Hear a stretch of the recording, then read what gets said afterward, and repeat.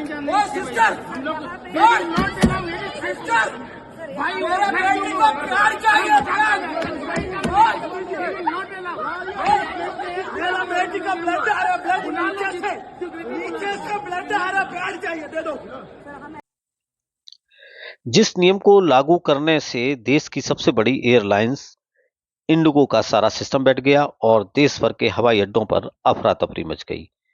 सरकार ने अब उस नियम यानी FDTL flight duty time limit को टालने का ऐलान कर दिया है। इसके बाद माना जा रहा है कि 3 दिन में हालात कुछ सुधर सकते हैं। 4 दिन से जारी इस परेशानी में 10 लाख से ज्यादा यात्री प्रभावित हुए।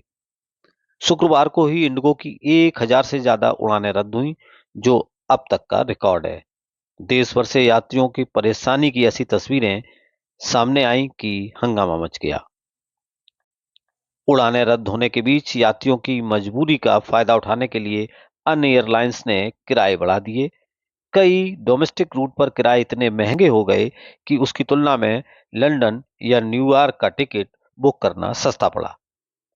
शुक्रवार को हालात इतने बिगड़े कि दिल्ली, बेंगलुरु और चेन्नई एयरपोर्ट से इंडिगो ने शुक्रवार रात 12 बजे तक सारी उड़ानें रद्द कर दी। मुंबई एयरपोर्ट पर शाम 6 बजे तक फ्लाइट कैंसिल की गई। इन सब की जानकारी यात्रियों को पहले से नहीं दी गई थी। बात करते हैं कि इंडिगो में ही ऐसा संकट क्यों आया, अन्य एयरलाइंस में क्यों नहीं हुई समस्या। एक्सपर्ट का कहना है कि इसके पीछे वजह सिर्फ मंशा की है। इंडिगो को लगा कि वह एफडीटीएल के नए नियमों को लागू करने पर भी अपने मौजूदा पायलटों और क्रू की संख्या से काम चला लेगी, लेकिन ऐसा हुआ नहीं।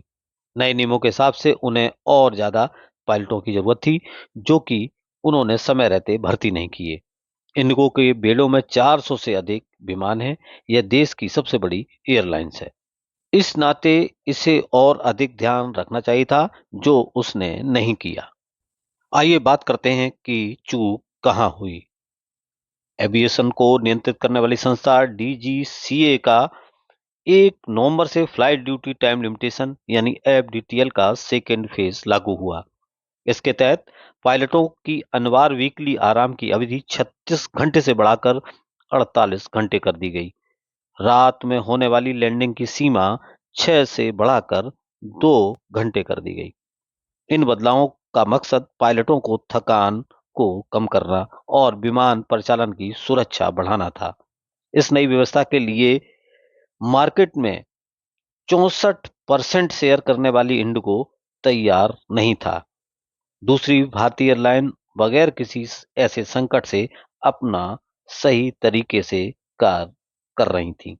डीजीसीए को इंडिगो ने बताया था कि वह इन नियमों के बाद से केबिन क्रू की कमी से जूझ रहा है, जिस पर समय के रहते कोई कार्रवाई नहीं की गई। एयरलाइन इंडिगो ने चूक की और उसका नतीजा यह हुआ कि नवंबर के आखिरी हफ्ते और दिसंबर की शुरुआत में उसकी कई सौ उड़ानें रद्द हुईं। दिल्ली जैसे बड़े एयरपोर्ट पर कई दिनों तक उसके पूरे फ्लाइट रद्द हुए। हजारों की संख्या में एयरपोर्ट पर इंडिगो के यात्री फंसे रहे। यात्रियों को इसका खामियाजा भुगतना पड़ा।